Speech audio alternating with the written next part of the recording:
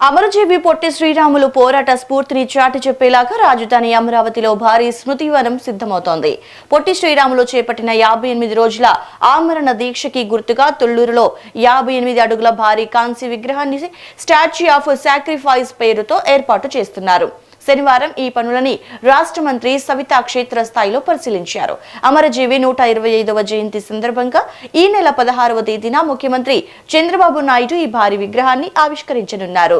ఈ వేడుకలో deputy CM Pawan Kalyan, మంత్రి నారా లోకేష్ సహా పలువురు ప్రముఖులు పాల్గొననున్నారు. విగ్రహ ఏర్పాటు కోసం ఆర్యవైశ్య సామాజిక వర్గ సభ్యులు విరాళాలు అందజేశారు. కొత్తూరు గంగాధర్, నాగుబండి ప్రకాష్ రావు, కె వెంకటేశ్వరరావు ఒక్కొక్కరు ₹1,00,000 చొప్పున మొత్తంగా 3 లక్షల విరాళాన్ని మంత్రికి అందజేశారు.